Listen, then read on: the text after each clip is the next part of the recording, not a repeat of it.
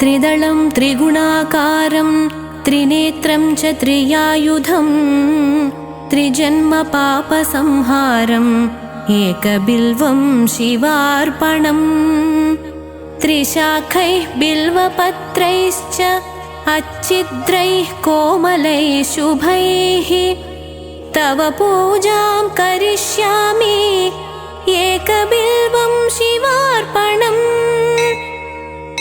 कोटिकन्या महादानं तिलपर्वतकोटयः काञ्चनं शैलदानेन एकबिल्वं शिवार्पणम् काशीक्षेत्रनिवासं च कालभैरवदर्शनम् प्रयागे माधवं दृष्ट्वा एकबिल्वं शिवार्पणम् इन्दुवारे व्रतं स्थित्वा निराहारो महेश्वराः नक्तं हौष्यामि देवेश एकबिल्वं शिवार्पणम् रामलिङ्गप्रतिष्ठा च वैवाहिककृतं तथा तटाकानि च सन्तानम् एकबिल्वं शिवार्पणम् अखण्डबिल्वपत्रं च आयुतं शिवपूजनं कृतं नाम सहस्रेण एकबिल्वं शिवार्पणम् उमया सह देवेश नन्दिवाहनमेव च भस्मलेपन सर्वाङ्गम् एकबिल्वं शिवार्पणम् सालग्रामेषु विप्राणां तटाकं दशकूपयोः यज्ञकोटिसहस्रस्य एकबिल्वं शिवार्पणम् दन्तिकोटिसहस्रेषु अश्वमेधशतक्रतौ कोटिकन्या महादानम् एकबिल्वं शिवार्पणम् बिल्वाणां दर्शनं पुण्यं स्पर्शनं पापनाशनम् अघोरपापसंहारम् एकबिल्वं शिवार्पणम् सहस्रवेदपाठेषु ब्रह्मस्थापनमुच्यते अनेकव्रतकोटिना एकबिल्वं शिवार्पणम् अन्नदानसहस्रेषु सहस्रोपनयनं तथा अनेकजन्मपापानि एकबिल्वं शिवार्पणम् बिल्वाष्टकमिदं पुण्यं यः पठेत् शिवसन्निधौ शिवलोकमवाप्नोति एकबिल्वं शिवार्पणम्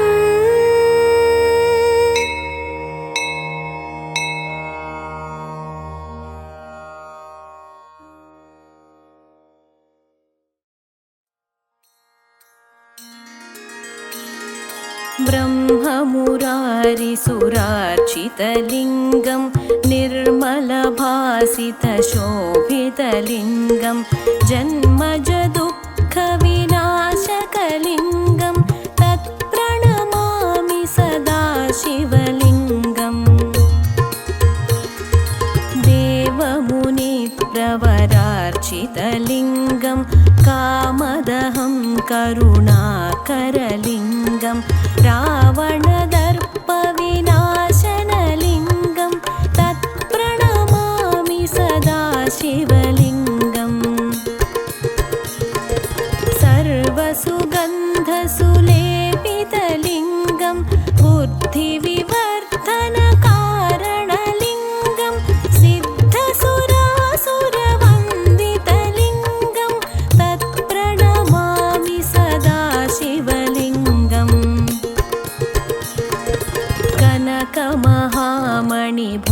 कनकमहामणिभूषितलिङ्गं फणिपतिवेष्टितशोभितलिङ्गं इक्षसुयज्ञविनाशनलिङ्गं तत्प्रणमामि सदा शिवलिङ्गम् कुङ्कुमचन्दनलेपितलिङ्गं पङ्कजहारसुशोभितलिङ्गं सञ्चितपापविनाशनलिङ्गं तत्प्रणमामि सदा शिवलिङ्गम्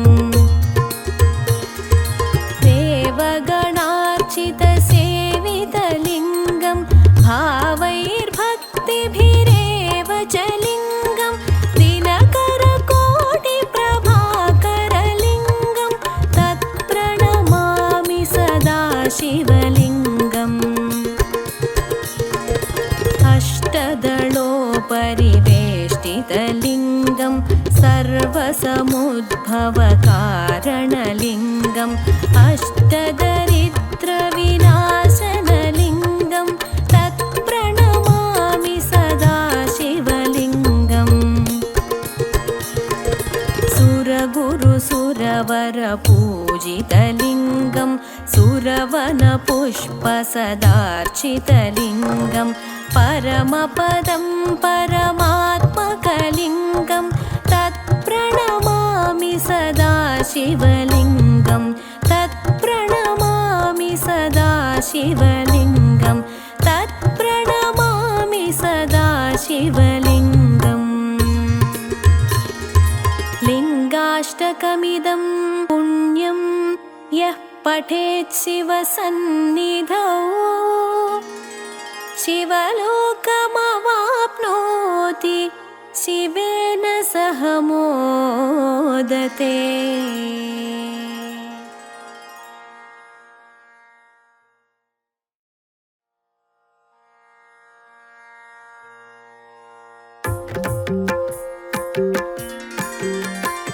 प्रभुं प्राणनाथं विभुं विश्वनाथं जगन्नाथनाथं सदानन्दभाजं भवद्भव्यभूतेश्वरं भूतनाथं शिवं शङ्करं शम्भुमीशानमीडे। गले रुण्डमालं तनौ सर्पजालं महाकालकालं गणेशाधिपालं जटाजूटगङ्गोत्तरङ्गैर्विशालं शिवं शङ्करं शम्भुमीशानमीडे।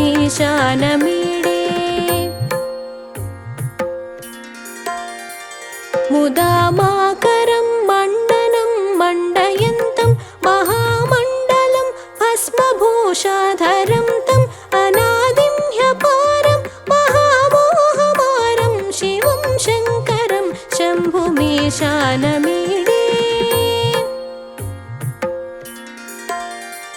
वटाधोनिवासं महाट्टाटहासं महापापनाशं सदा सुप्रकाशं गिरीशं गणेशं सुरेशं महेशं शिवं शङ्करं शम्भुमीशानमीडे। गिरीन्द्रात्मजा सङ्गृहीतार्थदेहं गिरौ संस्थितं सर्वदा सन्नगेहं परब्रह्म ब्रह्मादिभिर्वन्द्यमानं शिवं शङ्करं शम्भुमीशानमीडे। कपालं त्रिशूलं कराभ्यां दधानं पदाम्भोजनं नायकामं ददानं बलिवर्धयानं सुराणां प्रधानं शिवं शङ्करं शम्भुमीशानमीडे।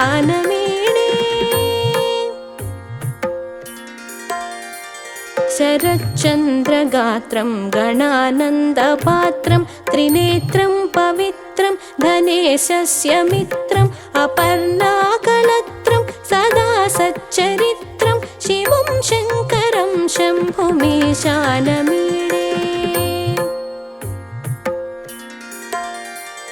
हरं सर्पहारं चिताभूविहारं भवं वेदसारं सदा निर्विकारं श्मशाने वसन्तं मनोजं दहन्तं शिवं शङ्करं शम्भुमे शानमीडे स्तवं यः प्रभाते नरः शूलपाणे पठेत् सर्वदा भर्गभावानुरक्तः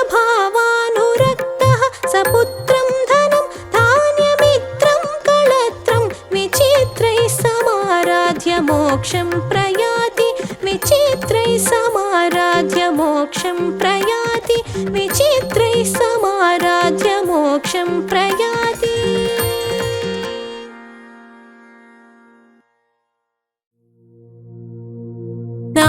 नागेन्द्रहाराय त्रिलोचनाय भस्माङ्गरागाय महेश्वराय नित्याय शुद्धाय दिगम्बराय तस्मै नकाराय नमः शिवाय नमः शिवाय नमः शिवाय गंगाधरा हर नमः शिवाय ॐ नमः शिवाय नमः शिवाय गंगाधरा हर नमः शिवाय नमः शिवाय नमः शिवाय गंगाधरा हर नमः शिवाय नमः शिवाय नमः शिवाय गंगाधरा हर नमः शिवाय मंदाकिनी सलिल चंदन चर्चिताय नंदीश्वर प्रमथनाथ महेश्वराय मंदार मुख्य बहुपुष्प सुपूजिताय तस्मै मकाराय नमः शिवाय नमः शिवाय नमः शिवाय गंगाधरा हर नमः शिवाय ॐ नमः शिवाय नमः शिवाय गंगाधरा हर नमः शिवाय नमः शिवाय नमः शिवाय गंगाधरा हर नमः शिवाय नमः शिवाय नमः शिवाय गंगाधरा हर नमः शिवाय शिवाय गौरी वदनाब्जवृन्द सूर्याय दक्षाध्वरनाशकाय श्रीनीलकण्ठाय वृषभध्वजाय तस्मै शिकाराय नमः शिवाय नमः शिवाय नमः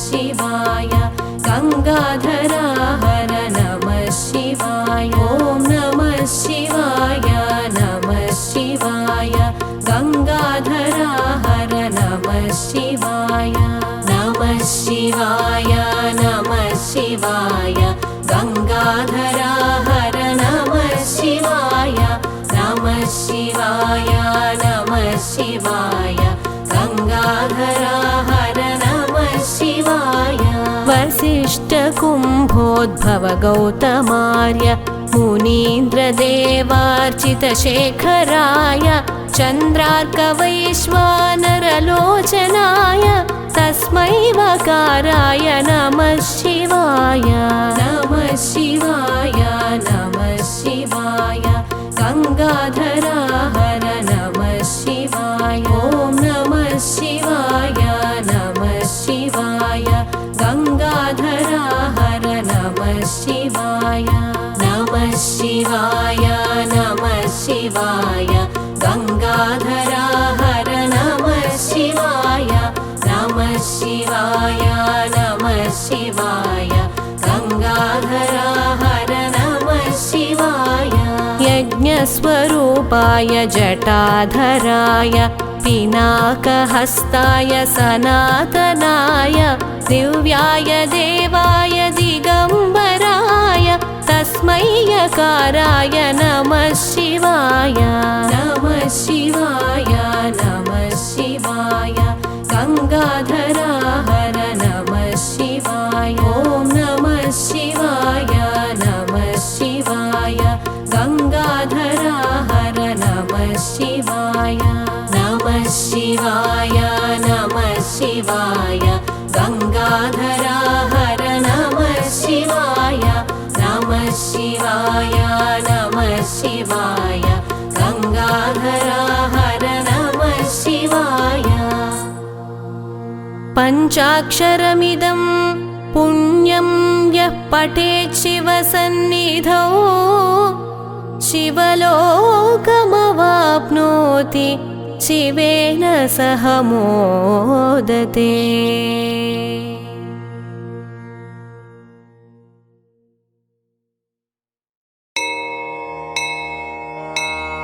त्रिदलं त्रिगुणाकारं त्रिनेत्रं च त्रियायुधं त्रिजन्मपापसंहारम् एकबिल्वं शिवार्पणम्। त्रिशाखैः बिल्वपत्रैश्च अच्छिद्रैः कोमलैः शुभैः तव पूजां करिष्यामि एकबिल्वं शिवार्पणम्।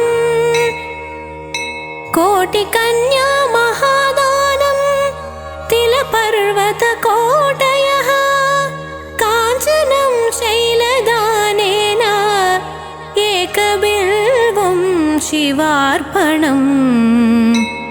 काशीक्षेत्रनिवासं च कालभैरवदर्शनं प्रयागे माधवं दृष्ट्वा एकबिल्वं शिवार्पणम्। इन्दुवारे व्रतं स्थित्वा निराहारो महेश्वराः नक्तं हौष्यामि देवेश एकबिल्वं शिवार्पणम्। रामलिङ्गप्रतिष्ठा च वैवाहिककृतं तथा तटाकानि च सन्तानम् एकबिल्वं शिवार्पणम्। अखण्डबिल्वपत्रं च आयुतं शिवपूजनं कृतं नाम सहस्रेण एकबिल्वं शिवार्पणम्। उमया सह देवेश नन्दिवाहनमेव च भस्मलेपन सर्वाङ्गम् एकबिल्वं शिवार्पणम्। सालग्रामेषु विप्राणां तटाकं दशकूपयोः यज्ञकोटिसहस्रस्य एकबिल्वं शिवार्पणम्। दन्तिकोटिसहस्रेषु अश्वमेधशतक्रतौ कोटिकन्या महादानम् एकबिल्वं शिवार्पणम्। बिल्वाणां दर्शनं पुण्यं स्पर्शनं पापनाशनम् अघोरपापसंहारम् एकबिल्वं शिवार्पणम्। सहस्रवेदपाठेषु ब्रह्मस्थापनमुच्यते अनेकव्रतकोटिना एकबिल्वं शिवार्पणम्। अन्नदानसहस्रेषु सहस्रोपनयनं तथा अनेकजन्मपापानि एकबिल्वं शिवार्पणम्। बिल्वाष्टकमिदं पुण्यं यः पठेत् शिवसन्निधौ शिवलोकमवाप्नोति एकबिल्वं शिवार्पणम्।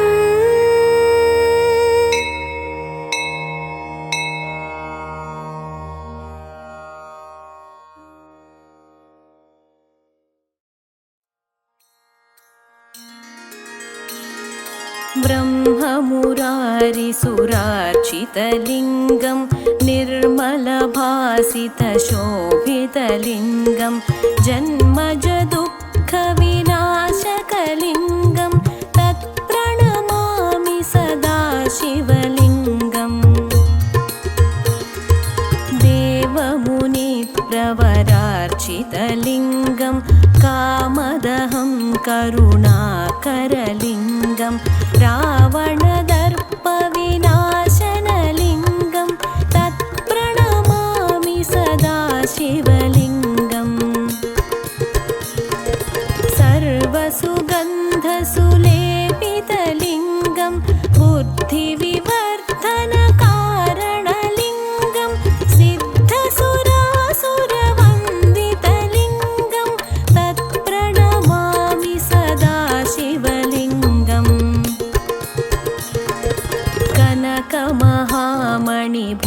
भूषितलिङ्गं फणिपतिवेष्टितशोभितलिङ्गं दक्षसुयज्ञविनाशनलिङ्गं तत्प्रणमामि सदा शिवलिङ्गम्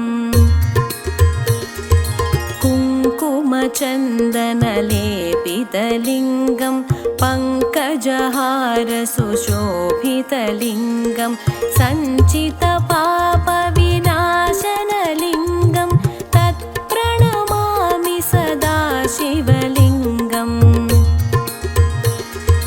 देवगणार्चितसेवितलिङ्गं भावैर्भक्तिभिरेव च लिङ्गं दिनकरकोटिप्रभाकरलिङ्गं तत्प्रणमामि सदा शिवलिङ्गम् अष्टदलोपरिवेष्टितलिङ्गं सर्वसमुद्भवकारणलिङ्गम् अष्टदरिद्रविनाशनलिङ्गं तत्प्रणमामि सदा शिवलिङ्गम्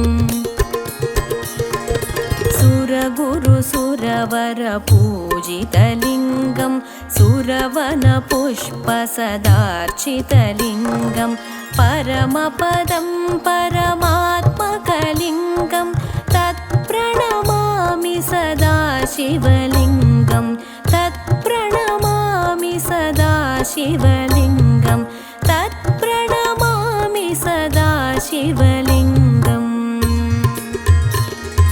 लिङ्गाष्टकमिदं पुण्यं यः पठेत् शिवसन्निधौ शिवलोकमवाप्नोति शिवेन सह मोदते।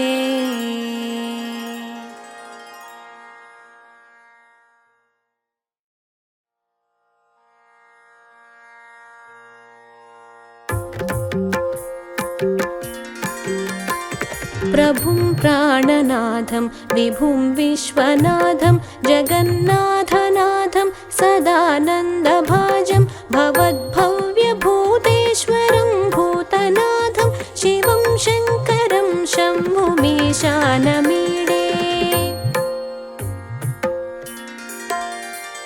गले रुण्डमालं तनौ सर्पजालं महाकालकालं गणेशाधिपालं जटाजूटगङ्गोत्तरङ्गैर्विशालं शिवं शङ्करं शम्भुमीशानमीडे। मुदामाकरं मण्डनं मण्डयन्तं महामण्डलं भस्मभूषाधरं तम् अनादिं ह्यपारं महामोहमारं शिवं शङ्करं शम्भुमीशानमीडे। वटाधोनिवासं महाट्टाटहासं महापापनासं सदा सुप्रकाशं गिरीशं गणेशं सुरेशं महेशं शिवं शङ्करं शम्भुमीशानमीडे। गिरीन्द्रात्मजा सङ्गृहीतार्थदेहं गिरौ संस्थितं सर्वदा सन्नगेहं परब्रह्म ब्रह्मादिभिर्वन्द्यमानं शिवं शङ्करं शम्भुमीशानमीडे। कपालं त्रिशूलं कराभ्यां दधानं पदाम्भोजनं नायकामं ददानं बलिवर्धयानं सुराणां प्रधानं शिवं शङ्करं शम्भुमीशानमीडे। शरच्चन्द्रगात्रं गणानन्दपात्रं त्रिनेत्रं पवित्रं धनेशस्य मित्रम् अपर्णाकलत्रं सदा सच्चरित्रं शिवं शङ्करं शम्भुमीशानमीडे। हरं सर्पहारं चिताभूविहारं भवं वेदसारं सदा निर्विकारं श्मशाने वसन्तं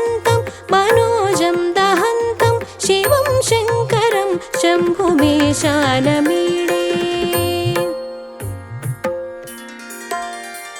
स्तवं यः प्रभाते नरः शूलपाणे पठेत् सर्वदा भर्गभावानुरक्तः सपुत्रं धनं धान्यमित्रं कळत्रं विचित्रैः समाराध्य मोक्षं प्रयाति विचित्रैः समाराध्य मोक्षं प्रयाति विचित्रैः समाराध्य मोक्षं प्रयाति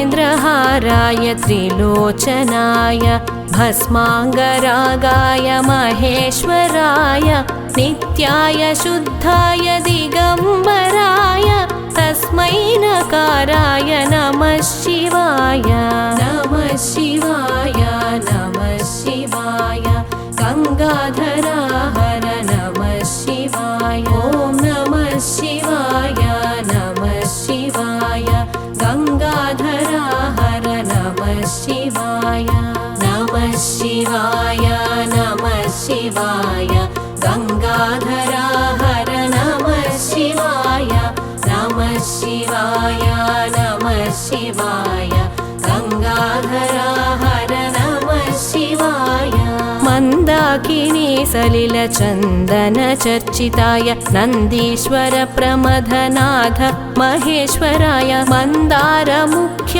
बहुपुष्प सुपूजिताय तस्मै मकाराय नमः शिवाय नमः शिवाय नमः शिवाय गंगाधरा हर नमः शिवाय ॐ नमः शिवाय नमः शिवाय गंगाधरा हर नमः शिवाय नमः शिवाय नमः शिवाय गंगाधरा हर नमः शिवाय नमः शिवाय नमः शिवाय गंगाधरा हर नमः शिवाय शिवाय गौरी वदनाब्जवृन्द सूर्याय दक्षाध्वरनाशकाय श्रीनीलकण्ठाय वृषभध्वजाय तस्मै शिकाराय नमः शिवाय नमः शिवाय नमः शिवाय गंगाधरा हर नमः शिवाय ॐ नमः शिवाय नमः शिवाय गंगाधरा हर नमः शिवाय नमः शिवाय नमः शिवाय गंगाधरा हर नमः शिवाय नमः शिवाय नमः शिवाय गंगाधरा हर नमः शिवाय वसिष्ठकुम्भोद्भव गौतमार्य मुनीन्द्रदेवार्चितशेखराय चन्द्रार्कवैश्वानरलोचनाय तस्मै वकाराय नमः शिवाय नमः शिवाय नमः शिवाय गंगाधरा हर नमः शिवाय ॐ नमः शिवाय नमः शिवाय गंगाधरा हर नमः शिवाय नमः शिवाय नमः शिवाय गंगाधरा हर नमः शिवाय नमः शिवाय नमः शिवाय गंगाधरा हर नमः शिवाय यज्ञस्वरूपाय जटाधराय पिनाकहस्ताय सनातनाय दिव्याय देवाय दिगंबराय तस्मै यकाराय नमः शिवाय नमः शिवाय नमः शिवाय गंगाधरा हर नमः शिवाय ॐ नमः शिवाय नमः शिवाय गंगाधरा हर नमः शिवाय नमः शिवाय नमः शिवाय गंगाधरा हर नमः शिवाय नमः शिवाय नमः शिवाय गंगाधरा हर नमः शिवाय पंचाक्षरमिदं पुण्यं यः पठेत् शिवसन्निधौ शिवलोकमवाप्नोति शिवेन सह मोदते।